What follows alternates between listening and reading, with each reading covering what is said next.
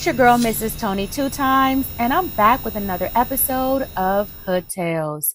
In this video, let's take it to Miami, Florida, to tell the story of how Jacqueline Rodriguez lost it after she was betrayed by her children's father and her sister. But before we get into this video, don't forget to subscribe, like, and share. Turn your notifications on so you don't miss any future uploads. Stay tuned until the end to hear the full story. Everything in this video is alleged. All right, let's go ahead and get into it. In the vibrant city of Miami, 41-year-old Jacqueline Rodriguez was a woman who seemingly lived her life on the edge of intensity. To those who knew her, Jacqueline was a mother and a woman who didn't take disrespect lightly.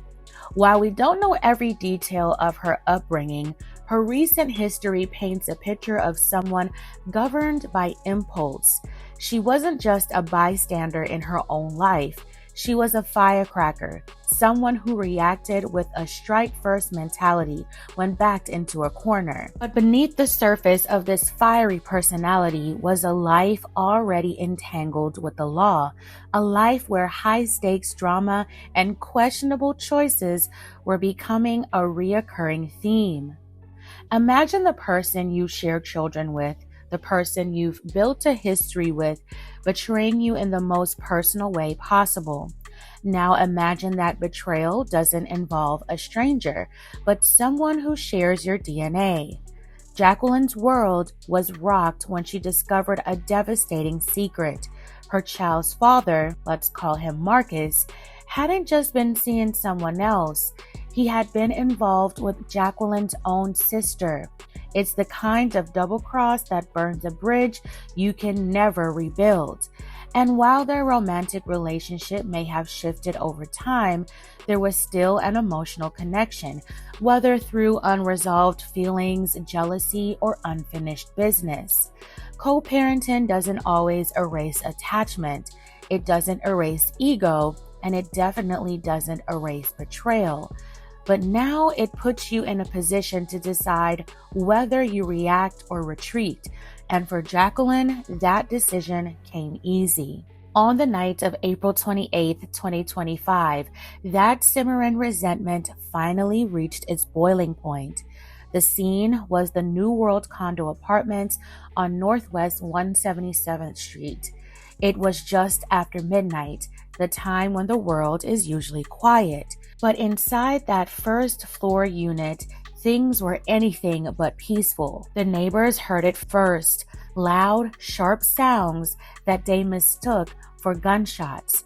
They called 911, frantic. When the Miami Gardens police arrived, they didn't find a shooter. They found something much more intimate and gruesome. Blood was smeared on the front door. When officers knocked, silence followed.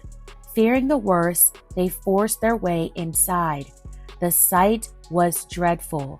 Blood was everywhere, coating the floors. There stood Marcus, covered in scrapes and cuts.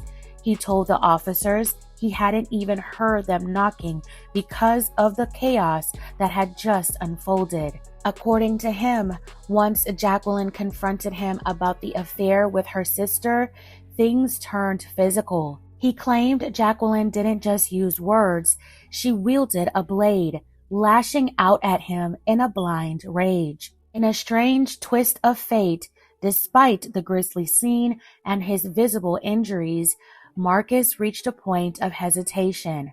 While he told the police that Jacqueline used a knife toward him and that the attack was uncalled for, he refused to sign a formal sworn statement. Perhaps it was the shared history. Perhaps it was the co-parenting bond. But Marcus went silent when it came to the paperwork. However, the police weren't letting it go. They took photos of his wounds, the silent evidence of a family drama that had turned dangerously physical. For reasons that remain a mystery, Jacqueline wasn't taken into custody that night. In fact, nearly a full year passed before justice caught up with her. It wasn't until a Sunday morning at 1 a.m. in February at a local gas station that the handcuffs finally clicked. As it turns out, the April incident wasn't her only brush with the law. Just 3 months before the confrontation with Marcus, Jacqueline and an accomplice were allegedly involved in a high-value heist. Following a car crash, they reportedly stole $14,000 worth of items from a vehicle. Today, Jacqueline faces heavy charges: aggravated battery with great bodily harm, along with burglary and grand theft. She is innocent until proven guilty.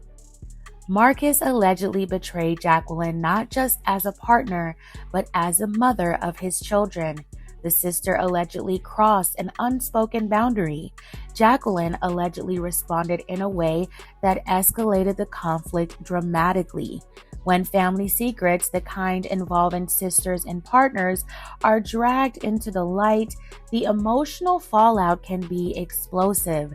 Jacqueline Rodriguez allowed her impulse to take the wheel, and while her reasoning may be understandable, she now sits in a jail cell without bond, waiting for the legal system to untangle the mess of a night fueled by betrayal and a very sharp blade.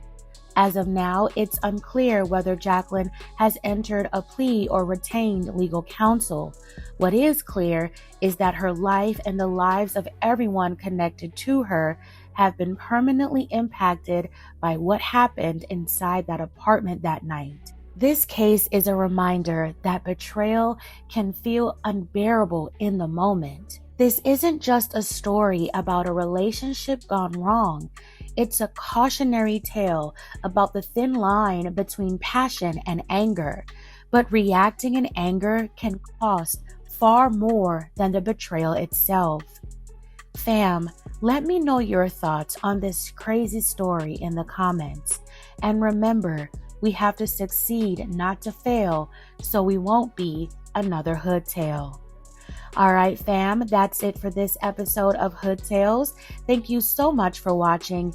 If this story moved you, consider liking and sharing. Subscribe for more stories like this and for the stories behind the headlines, because behind them all are lives forever changed. This is your girl, Mrs. Tony 2 Times. Until next time.